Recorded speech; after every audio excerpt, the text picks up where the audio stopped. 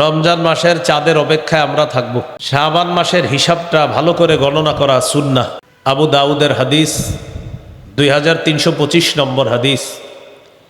আম্মাজান আয়েশা সিদ্দিকা রাদিয়াল্লাহু তাআলা আনহার বর্ণনা, তিনি বলেন, কানা রাসূলুল্লাহ সাল্লাল্লাহু আলাইহি ওয়াসাল্লাম ইয়াতাহাফফাযু মিন শাবান মা লা ইয়াতাহাফফাযু মিন গায়রিহি। রাসূলুল্লাহ সাল্লাল্লাহু আলাইহি সাল্লাম অন্যান্য মাসের চাইতে শাবান মাসের গণনার গুরুত্ব খুব বেশি দিতেন, হিসাব রাখতেন খুব গুরুত্ব সহকারে শাবান মাসের। তো শাবান গণনা করতে গিয়ে যদি শেষের দিকে এমন হতো, ফাইন গুম্মা আলাইহি, যদি আকাশ মেঘাচ্ছন্ন হতো, আদ্দা সালাসিনা ইয়াউমা, তাহলে 30 দিন গণনা করতেন। সুম্মা সমা, এরপর রোজা রাখতেন। তো এই হাদিসের মধ্যে আছে সুম্মা ইয়াসুমু লিরুইয়াতি রমাদান, রমজানের চাঁদ দেখে রাসূল সাল্লাল্লাহু আলাইহি সাল্লাম রমজানের রোজা রাখতেন। আকাশ যদি মেঘাচ্ছন্ন হতো 30 দিন পুরা করে তারপর তিনি রোজা রাখতেন। এই জন্য আমরা চাঁদ দেখে রোজা রাখবো, এটা একটা সুন্নাহ। সহিহ বুখারীর বর্ণনা 1909 নম্বর হাদিস। ক্বালা রাসূলুল্লাহ সাল্লাল্লাহু আলাইহি ওয়াসাল্লাম সুমু লিরুইয়াতিহি, তোমরা চাঁদ দেখে রোজা রাখো। ওয়া আফতিরু লিরুইয়াতিহি, তোমরা চাঁদ দেখে ঈদ করো। ফাইন গুব্বিয়া আলাইকুম ফাআকমিলু ইদ্দাতা সালাসিনা ইয়াউমা, যদি তোমাদের কাছে আকাশ মেঘাচ্ছন্ন হয় তাহলে তোমরা 30 দিন পুরা করবা। আমরা 1 নম্বর আমল পেয়ে গেলাম, চাঁদ দেখব। রমজানের প্রথম রাতের যে চাঁদটা, ওইটা আমরা দেখব, এটা হলো আমাদের প্রথম করণীয়। দ্বিতীয় করণীয় হলো চাঁদ দেখে আমরা দোয়া করব। তিরমিজির হাদিস 3451 নম্বর হাদিস। তালহা রাদিয়াল্লাহু তাআলা আনহুর বর্ণনা, তিনি বলেন, রাসূলুল্লাহ সাল্লাল্লাহু আলাইহি সাল্লাম যখন নতুন চাঁদ দেখতেন তখন এই দোয়াটা পড়তেন, আল্লাহুম্মা আহিল্লাহু আলাইনা বিল ইয়ুমনি ওয়াল ঈমান ওয়াস সালামাতি ওয়াল ইসলাম রব্বি ওয়া রব্বুকাল্লাহ। নতুন চাঁদ দেখে এই দোয়াটা পড়া, এটা হলো 2 নম্বর করণীয়। 3 নম্বর করণীয়, রমজানের প্রথম রাত তারাবির সালাত আমরা আদায় করব। তারাবির নামাজ আমরা আদায় করব ইনশাআল্লাহ। তারাবির নামাজ আমরা আদায় করব। তো প্রথম রাতে তারাবির সালাত আমরা আদায় করব। সাহাবায়ে কেরামের ঐক্যমতে ইজমা হলো 20 রাকাত তারাবির সালাত আদায় করা। তো ইনশাআল্লাহ আমরা ধীরস্থিরভাবে 20 রাকাত তারাবির সালাত আদায় করব ইনশাআল্লাহ। সহিহ বুখারীর বর্ণনা 2009 নম্বর হাদিস। ক্বালা রাসূলুল্লাহ সাল্লাল্লাহু আলাইহি ওয়াসাল্লাম মান কামা রমাদানা ঈমানাও ওয়া ইহতিসাবা গুফিরা লাহু মা তাকদ্দামা মিন যামবি, যে ব্যক্তি বিশ্বাসের সাথে এবং সওয়াবের আশায় রমজানের রাতের বেলা সালাত আদায় করবে, আল্লাহ তাআলা তার আগের সবগুলা গুনাহ মাফ করে দিবেন। তো তারাবির সালাত আদায় করা। 4 নম্বর করণীয়, তারাবিতে কোরআন তেলাওয়াত করা, খতম পড়ার চেষ্টা করা, কমপক্ষে 1 খতম, বেশি পারলে আরো ভালো। খতম তারাবি সম্ভব না হলে যেই সূরাগুলা পারে যারা, ওই সূরা দিয়ে তারাবির সালাত আদায় করা। 21 নম্বর পারা শুরু হয়েছে সূরা আনকাবুতের 45 নম্বর আয়াতের মাধ্যমে। আল্লাহ তাআলা বলেন, উতলু মা উহিয়া ইলাইকা মিনাল কিতাব, কিতাবের যে ওহী আপনার কাছে আসে, কোরআনের যে ওহী আপনার কাছে আসে, এটা আপনি তেলাওয়াত করেন। প্রিয় মুসলমান ভাইয়েরা, 3টা অভ্যাস মৃত্যু পর্যন্ত আমরা প্রতিনিয়ত ধরে রাখার চেষ্টা করব ইনশাআল্লাহ। কয়টা অভ্যাস? 1 নম্বর তেলাওয়াত, 2 নম্বর গুরুত্ব সহকারে 5 ওয়াক্ত নামাজ, 3 নম্বর সাধ্য অনুযায়ী দান সদকা। সূরা ফাতিরের 29 নম্বর আয়াত, 22 পারা 16 নম্বর পৃষ্ঠার একদম শেষ আয়াত। আল্লাহ তাআলা বলেন, ইন্নাল্লাযীনা ইয়াতলুনা কিতাবাল্লাহ ওয়া আকামুস সালাতা ওয়া আনফাকু মিম্মা রাযাকনাহুম সিররাও ওয়া আলানিয়াতান ইয়ারজুনা তিজারাতান লান তাবুর। নিশ্চয়ই যারা আল্লাহর কিতাব তেলাওয়াত করে, ওয়া আকামুস সালাহ, যারা নামাজ কায়েম করে, ওয়া আনফাকু মিম্মা রাযাকনাহুম সিররাও ওয়া আলানিয়া, যারা আমার দেয়া রিজিক থেকে গোপনে প্রকাশ্যে দান করে, ইয়ারজুনা তিজারাতান লান তাবুর, আল্লাহ তাআলা বলেন তারা এমন ব্যবসার কামনা করে যে ব্যবসা কখনো ধ্বংস হবে না, লাভ আর লাভ। এই তিনটা আমল নারী পুরুষ যারা সন্তান আদি তাদেরকেও শিখিয়ে দেওয়া, নিয়মিত তেলাওয়াত, 5 ওয়াক্ত নামাজ, নিয়মিত দান সদকা, 2 টাকা হলেও সদকা করা নিয়মিত। আল্লাহ তাআলা তৌফিক দান করেন। তো রমজানে 4 নম্বর করণীয় কোরআন তেলাওয়াত করা। রমজান তো কোরআন নাজিলের মাস।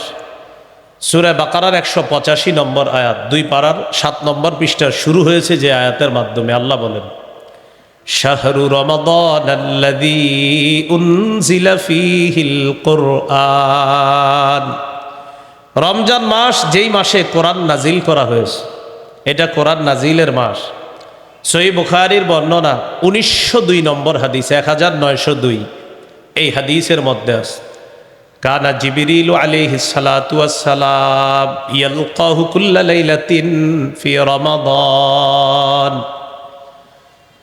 ইয়ারিদু আলাইহিন নবী সাল্লাল্লাহু আলাইহি ওয়াসাল্লাম আল কুরআন।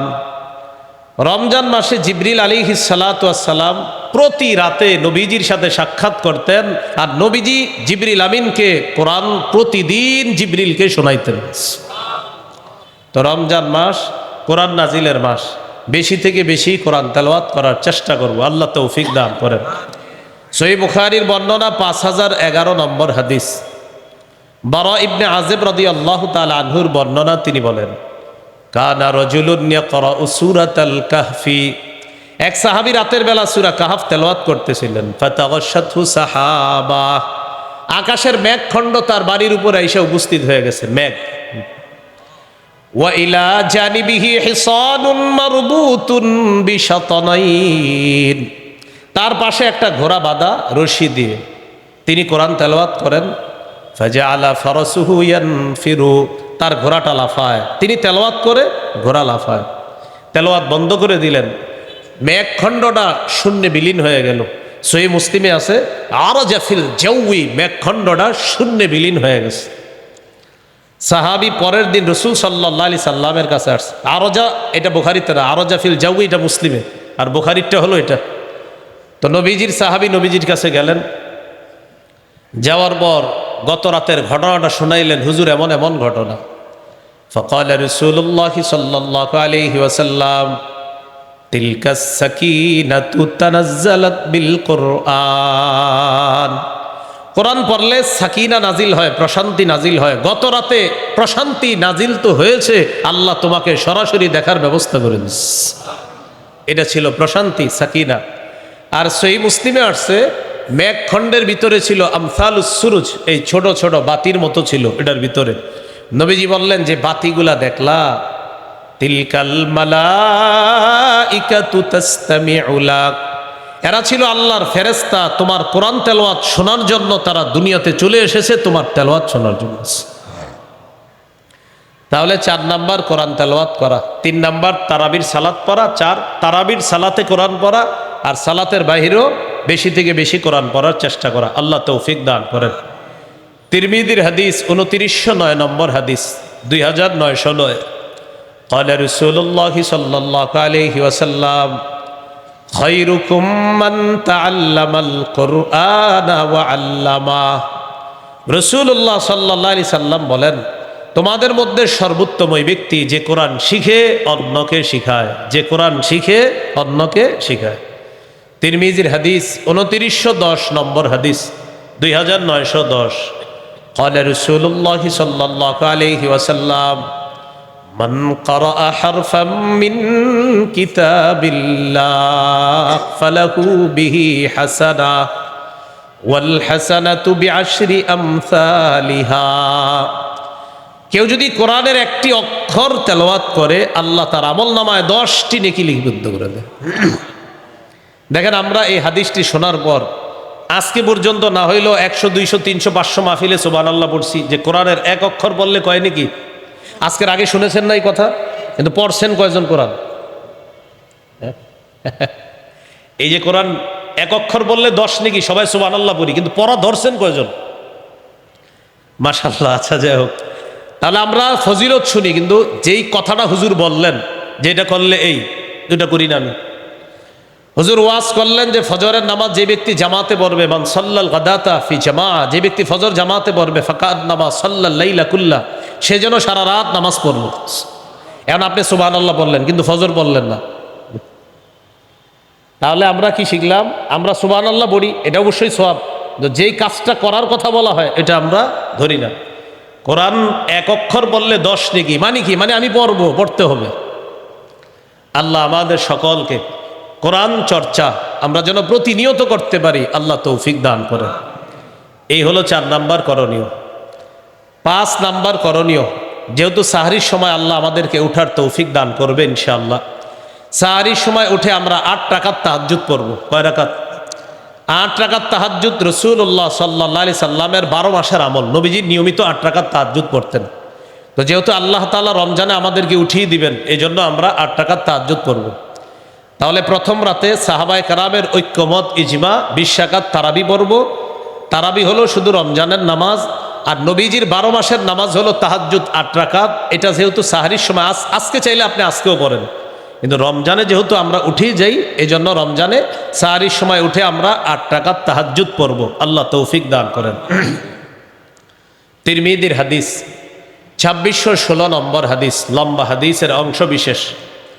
মুআজ ইবনে জাবাল রাদিয়াল্লাহু তাআলা আনহুকে রাসূলুল্লাহ সাল্লাল্লাহু আলাইহি সাল্লাম বললেন, আলা আদুল্লুকা আলা আবওয়াবিল খাইর। মুআজ, আমি কি তোমাকে কল্যাণের দরজা সমূহের কথা বলবো না? তো রাসূলুল্লাহ সাল্লাল্লাহু আলাইহি সাল্লাম বললেন, কল্যাণের অনেক দরজা, এর মধ্যে অন্যতম কল্যাণের দরজা হলো 3টি। কয়টি? 1 নাম্বার আস-সাওমু জুন্নাহ, সিয়াম হলো কল্যাণের 1 নাম্বার দরজা। 2 নাম্বার আস-সাদাকা, সদকা। সদকা এমন একটা আমল, তুতফিউল খাতিআতা কামা ইউতফিউল মাউন নার, পানি যেমন আগুনকে নিভিয়ে দেয়, সদকা মানুষের গুনাহগুলা ধুয়ে মুছে সাফ করে দেয়। 3 নাম্বার ওয়াসালাতুর রাজুলি মিন জাওফিল লাইল, রাতের বেলা তাহাজ্জুদ নামাজ পড়া। রাতে কি পড়া? তাহাজ্জুদ নামাজ পড়া। তাহলে 3 নাম্বার তারাবি পড়া, 4 নাম্বার তেলাওয়াত করা, 5 নাম্বার তাহাজ্জুদ পড়া। তারাবি সাহাবায়ে কেরামের ঐক্যমতে 20 রাকাত তারাবি শুধু রমজানের আমল, আর 8 রাকাত তাহাজ্জুদ 12 মাসের আমল। চেষ্টা করব 12 মাস পড়ার জন্য, কিন্তু 12 মাস যেহেতু কর্মব্যস্ততার কারণে আমরা উঠতে পারি না, শরীর ক্লান্ত থাকে, তাই ফজরের সময় উঠি। রমজানে যেহেতু আমরা উঠবো সাহারি খাওয়ার জন্য, ইনশাআল্লাহ রমজানে সাহারির সময় 8 রাকাত তাহাজ্জুদ পড়ার চেষ্টা করব। আল্লাহ তৌফিক দান করেন। 6 নাম্বার সাহারি খাবো।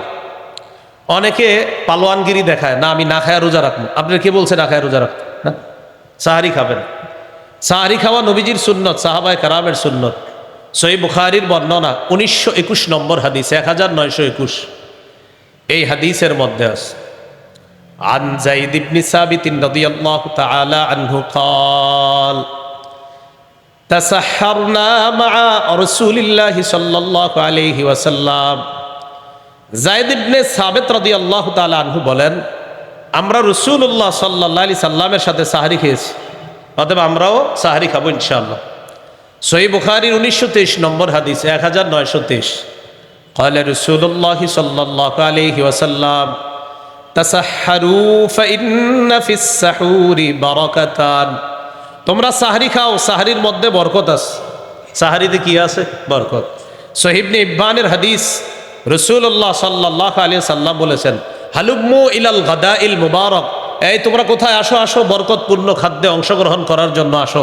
সাহারির সময় এভাবে নবীজি ডেকেছেন, সহিহ ইবনে হিব্বানের বর্ণনা, হালুম্মু, এই আসো আসো ইলাল গাদা ইল মুবারক, বরকতপূর্ণ খাদ্যে অংশগ্রহণ করার জন্য আসো, তোমরাও আসো। তাহলে সাহারি এটা বরকতপূর্ণ খাদ্য, এটা অংশগ্রহণ করব, এটা খাবো আমরা ইনশাআল্লাহ। ইন্নাল্লাহা ওয়া মালাইকাতাহু ইউসাল্লুনা আলাল মুতাসাহহিরিন। সাহরির সময় যারা জাগ্রত হয়, তাহাজ্জুদ পড়ে, সাহরি খায়, তাদের উপর আল্লাহ রহমত নাজিল করেন। ফেরেশতারা আল্লাহকে বলে, আল্লাহ এই লোক সাহরির সময় উঠেছে, জাগ্রত হয়েছে, তাহাজ্জুদ পড়ছে, সাহরি খাইতেছে, আপনি তাকে মাফ করেন, আপনি তাকে মাফ করেন, আপনি তাকে মাফ করেন। আমরা সাহারি খাবো ইনশাআল্লাহ। সাহারিতে খেজুর খাবো, প্রতিদিন খেজুর খাওয়া। এমনি তো মুসলমানের খেজুর প্রতিদিন খাওয়া, আজকে আপনি খাবেন, কালকেও খাবেন সকালবেলা। আর সাতটা আজওয়া যদি খেতে পারেন সকালে, লাম ইয়াদুররুহু সুম্মুন, বিষও আপনার কোনো ক্ষতি করতে পারবে না। আবার খায়া ট্রাই করেন না, এটা গুরুত্ব দিয়ে রাসূল সাল্লাল্লাহু আলাইহি সাল্লাম বুঝালেন। তো আজওয়া খাওয়া, আজওয়া বা খেজুর, মধু, কালিজিরা, এগুলো মুসলমানের ঐতিহ্যগত খাদ্য, এগুলো ঘরে থাকা উচিত। বাচ্চাকে সামান্য সামান্য খেজুর খাওয়ান না, এরা খাওয়ায় আচার, তেঁতুল, পরে মেধা হয় খারাপ। ভালো জিনিস খাওয়াতে হবে। ঈসা নবীর আম্মা মারিয়ামের পেটে যখন তিনি আসলেন, আল্লাহ তাআলা মারিয়াম আলাইহিস সালামকে একটা গাছের নিচে বসাইলেন আর বলে দিলেন, ফাকুলি ওয়াশরাবি, তুমি খাও, পান করো। তো খাবে কি? খেজুর। পান করবে কি? ঝর্ণার পানি, সামনে পানি আছে, পানি পান করবে। তো খেজুর কোত্থেকে আসবে? মুফাসসিরিনে কেরাম লেখেন যে মারিয়াম খেজুর গাছে ধরলেই, ওটা নাড়া দিলেই আল্লাহ খেজুর ব্যবস্থা করে দিবেন। কারণ আমি যে বিষয়টা বুঝাইতে চাই, এত খাদ্য থাকতে মারিয়ামের জন্য আল্লাহ খেজুর কেন নির্বাচন করলেন? এত খাদ্য, এজন্য গর্ভবতী নারীদেরকে খেজুর খাইতে দিবেন, এরা খালি তেঁতুল খাইতে চায়। আর আপনারও তেঁতুল খাওয়ান, পরে ওই সন্তান মেধা কম হয়। তেঁতুলে তো এমনি মেধা কমায় দেয়, তেঁতুল চাইলেও দিবেন না, খেজুর খাইতে বল। তেঁতুল চাইলে বলবেন খেজুর খাও। কথা কি বুঝে আসছে? খেজুর খেতে হবে। সাহারিতে খেজুর খাওয়া মুমিনের সবচাইতে শ্রেষ্ঠ খাদ্য। قال رسول الله صلى الله عليه وسلم نعم سحور المؤمن التام। রাসূলুল্লাহ সাল্লাল্লাহু আলাইহি সাল্লাম বলেন, সাহারিতে খেজুর খাওয়া এটা মুমিনের কতই না নেয়ামতে পরিপূর্ণ খাদ্য, তারা খেজুর খাবে। তাহলে ইলিশ মাছ, গরুর গোশত, মুরগি, ভাত যাই খান, সাথে খেজুর রাখবেন। এই জন্য খেজুর ভাগ করে নেবেন, এটা ইফতারের, এটা সাহারির। সাহারিতে অবশ্যই আমরা খেজুর খাবো। সর্বশেষ কথা, কেন খাবো? আমার নবীজি এটাকে উত্তম বলেছে, তাই খাবো, বাস। আল্লাহ তাআলা তৌফিক দান করেন। সাহারি একটু বিলম্ব করে করা, ইফতারি একটু তাড়াতাড়ি করা। আজ্জিলুল ইফতার ও আখিরুস সাহুরা, তোমরা ইফতার প্রথম সময়ে করবা তাড়াতাড়ি, আর সাহারি একটু বিলম্ব করে করবা, যাতে শরীরের শক্তিটা সঞ্চয় হয়। এখানে একটা মাসালা মনে রাখা দরকার। আপনি সাহারি খাওয়ার পরে দেখতেন এখনো সাহারির সময় বাকি আছে 40 মিনিট, 30 মিনিট, তখনও তাহাজ্জুদ করতে পারবেন। অনেকে মনে করে খায়া ফেললে আর তাহাজ্জুদ পড়া যাবে না। না, তাহাজ্জুদের সম্পর্ক খাবারের সাথে না, সময়ের সাথে। যতক্ষণ ফজরের শুরু সময় না হবে, আপনি খান বা না খান, তাহাজ্জুদ পড়তে পারবেন। তাহলে সাহারির আগেও তাহাজ্জুদ পড়তে পারবেন, খাওয়ার পর যদি সময় থাকে তখনও কি পড়তে পারবেন? তাহাজ্জুদ পড়তে পারবেন। এটা কমন এই প্রশ্নটা মুসল্লিরা ইমাম সাহেবদেরকে করে যে খাওয়ার পরে তাহাজ্জুদ পড়া যাবে কিনা। তাহলে তাহাজ্জুদের সম্পর্ক খাবারের সাথে না, সময়ের সাথে? সময়ের সাথে। আল্লাহ তাআলা আমাদেরকে মনে রাখার তৌফিক দান করেন। এ হলো 6 নম্বর করণীয়। 7 নম্বর করণীয়, সাহারি খাওয়ার পর রোজা রাখা শুরু করলাম, আমরা রোজা রাখবো। সহিহ বুখারীর বর্ণনা 1901 নম্বর হাদিস, এই হাদিসের মধ্যে আছে, قال رسول الله صلى الله عليه وسلم من صام رمضان إيمانا واحتسابا غفر له ما تقدم من ذنبه। রাসূলুল্লাহ সাল্লাল্লাহু আলাইহি সাল্লাম বলেন, যে ব্যক্তি ঈমানের সাথে এবং বিশ্বাসের সাথে সওয়াবের আশায় দিনের বেলা রোজা রাখে, তার আগের সব গুনাহগুলো মাফ করে দাও। তিরমিজির 614 নম্বর হাদিস, قال رسول الله صلى الله عليه وسلم الصوم جنة حسينة। রাসূলুল্লাহ সাল্লাল্লাহু আলাইহি সাল্লাম বলেন, রোজা হলো জাহান্নাম থেকে বাঁচার মজবুত ঢাল, মজবুত প্রতিবন্ধক হলো রোজা। আল্লাহ আমাদের সকলকে সম্পূর্ণ মাস, পুরা মাসে একদম প্রতিটা রোজা যেন গুরুত্ব সহকারে রাখতে পারি, আল্লাহ তৌফিক দান করেন। এই হলো 7 নম্বর করণীয়, রোজা রাখবেন। 8 নম্বর করণীয়, দান করা। এমনি তো দান করবেন, রমজানে দানের মাত্রা বাড়ায়া দিবেন। সূরা মুনাফিকুনের 10 নম্বর আয়াত, 28 নম্বর পারা, 14 নম্বর পৃষ্ঠা। আল্লাহ তাআলা বলেন, وَأَنفِقُوا مِمَّا رَزَقْنَاكُم مِّن قَبْلِ أَن يَأْتِيَ أَحَدَكُمُ الْمَوْتُ। তোমাদের কারো কাছে মৃত্যু আসার আগেই তোমরা আমার দেয়া রিজিক থেকে খরচ করো, দান করো। সহিহ বুখারীর বর্ণনা 6 নম্বর হাদিস। কানা রাসূলুল্লাহ সাল্লাল্লাহু আলাইহি ওয়াসাল্লাম আজওয়াদান নাস। রাসূলুল্লাহ সাল্লাল্লাহু আলাইহি সাল্লাম মানুষের মধ্যে সর্বশ্রেষ্ঠ দানশীল ব্যক্তি ছিলেন মুহাম্মদ সাল্লাল্লাহু আলাইহি সাল্লাম। ওয়া কানা আজওয়াদা মা ইয়াকুনু ফি রমাদান হিনা ইয়ালকাহু জিবরিল। রমজান মাসে রাসূলুল্লাহ সাল্লাল্লাহু আলাইহি সাল্লামের দান করার মাত্রাটা আরো বেড়ে যাইত, তিনি প্রচুর পরিমাণে দান করতেন রমজান।